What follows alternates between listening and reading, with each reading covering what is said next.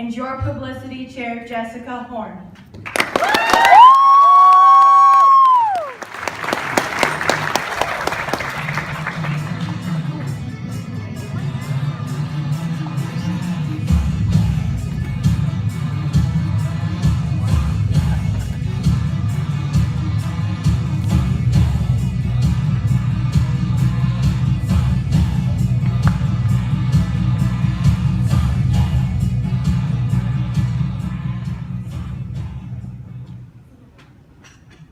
Most of us have heard it said that we will meet few extraordinary people in our life who have a radiance that shines no matter where they are or what they are doing.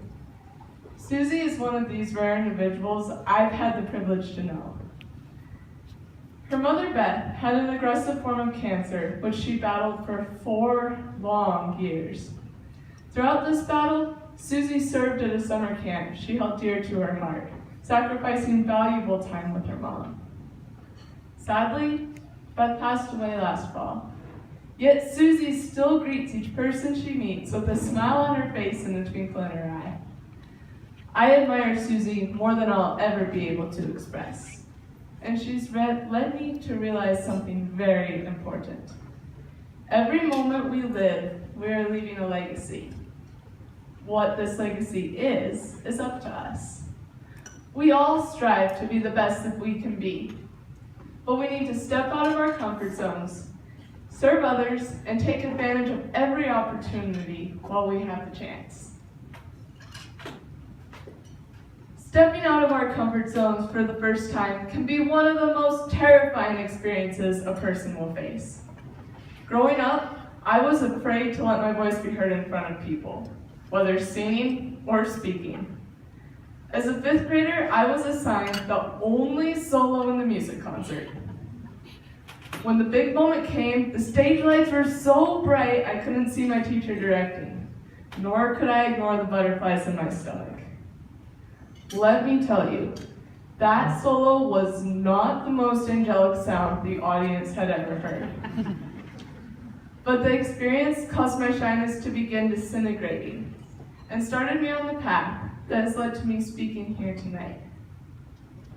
For you, stepping out of your comfort zone may be trying a new experience you've never done before, like coming to 4-H Congress for the first time, or singing the solo in front of 200 people.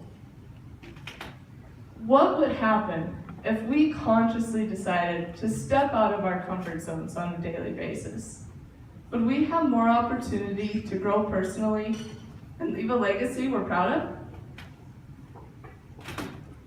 Through personal experience, I've learned we might as well step out of our comfort zones and take advantage of those opportunities.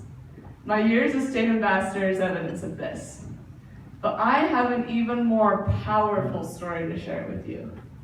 It's that of my classmate, Hayden Heilig. Hayden began his senior year as he had every year of high school, excelling in football and basketball. Yet, it was the opportunities he chose to take advantage of at the end of his year which really stand out. When Hayden had the chance to take part in our school science fair, he didn't have much of a choice. As a student in physics class, Hayden was required to enter a project in the fair. After a good 4 months, Hayden finally decided on a project. Build a hydrogen fuel generator to improve his vehicle's fuel efficiency. Despite his starting skeptical attitude, Hayden found himself growing excited as the day approached. When the fair finally came, judge after judge questioned Hayden about his project, and everyone anxiously awaited as the award ceremony approached. But as Hayden was listening to the closing of the ceremony, he was crushed. His name had not been called once. He didn't even receive a blue ribbon. The judges had awarded him a red. Despite his disappointment, something made Hayden decide to take his project on to regionals. It was here he discovered he held something very special. Engineers encouraged him to patent his invention, and he placed very well at the fair. Feeling better about his project, but still wondering if his regional success was a fluke, Hayden moved on to the state science fair in Missoula. After 3 long days of presenting, he was sitting in the award session once again, losing hope as it was drawing to a close. With only 4 awards left, his name had not been called once.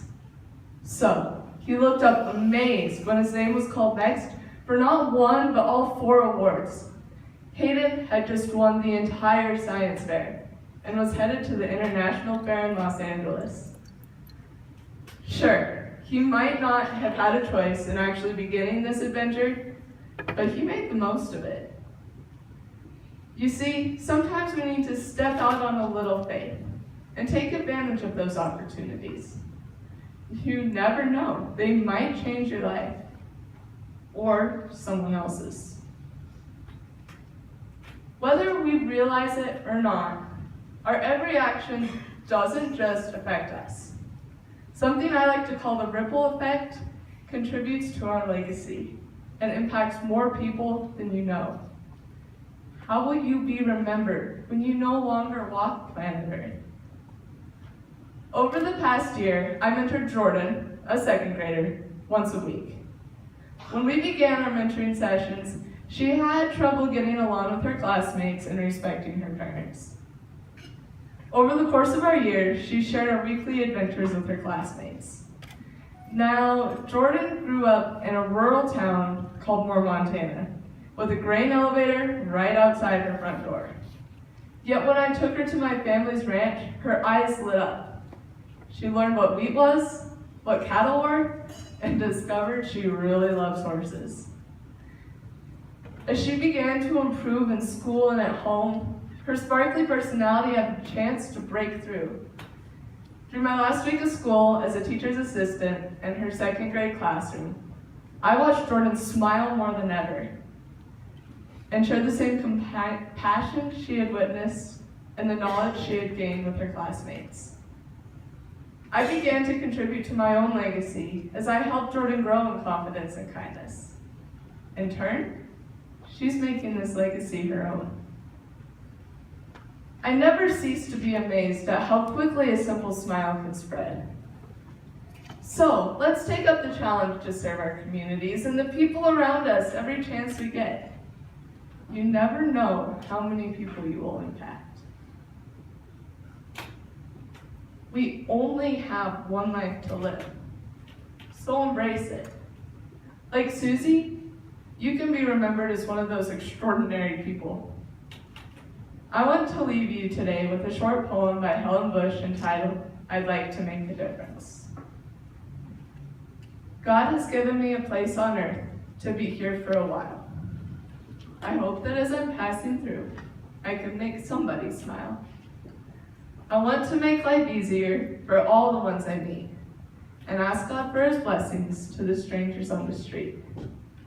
I hope I'll never fail a friend if I can help somehow. And I want to be as generous as my resources will allow. And when my final day on earth is done, it will be my final plea. Let someone, somewhere, think you made a difference for me. So, Montana 4-H, what will be your legacy?